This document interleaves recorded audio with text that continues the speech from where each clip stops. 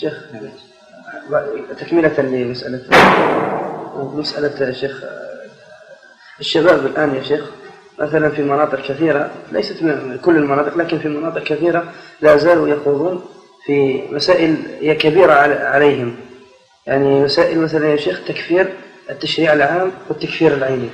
هذه المسائل يا شيخ قد يأخذون الفتوى منكم ثم يطبقونها على الحاكم هكذا تطبيقا يعني غير صحيح.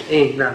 ثم لما تقول له يا أخي هذه ما قالها الشيخ ابن عثيمين، يقول لك لكن الشيخ ابن عثيمين مثلا في كتبه قال أن مثلا التشريع العام من حكم بغير ما أنزل فهو كافر دون تفصيل، والآن عندنا هذا الحاكم لا يحكم بما أنزل الله فهو كافر. فهمت المسألة يا شيخ؟ نعم.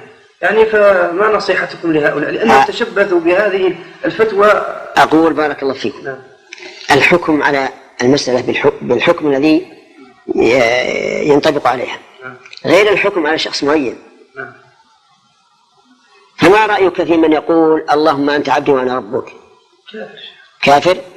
ولما أخطأ من شدة الفرح لا ليس بكافر، صار ليس بكافر، مع أنه كلمة كفر. وما رأيك بالذي قال لأهله إذا مت فأحرقوني ثم ذروني في اليم فإن الله لو قدر علي لعذبني عذابا لا يعذب أحد من العالمين؟ كافر ولا كافر؟ كافر شاك في قدر الله. لكن الرجل من مخافة الله تأول. فالمهم أنه يجب على طلبة العلم أن يعرفوا الفرق بين الحكم في المسألة من حيث هو حكم على المسألة من حيث هي مسألة، ثم ينظر في طبيعة الحاكم، لأن الحاكم المعين قد يكون عنده من علماء السوء من يلبس عليه الأمور، وغالب حكام المسلمين اليوم ليس عندهم علم في الشرع، فيأتيهم فلان ويموه عليه وفلان يموه عليه. ألم ترى إلى أن بعض علماء المسلمين المعتبرين قال جميع مسائل الحياة ليس للشرع فيها تدخل، وشبهوا أو اشتبه عليهم الأمر بقوله صلى الله عليه وعلى آله وسلم أنتم أعلم بأمور دنياكم. قال هذا رجال نشهد لهم بالصلاح ولكن تلبس عليه، وهم لو تأملوا الأمر لو أجد أن هذه بالنسبة للمصانع والصنع وما أشبه ذلك، لأن الرسول تكلم عن تأبير النخل وهم أعلموا به، لأنه صلى الله عليه وسلم أتى من مكة ما فيها نخل ولا شيء ولا يعرف، فلما رأى هؤلاء يصعدون إلى الفحل ويأتون بلقاحه ثم النخلة ويلقحونها فيكون فيه تعب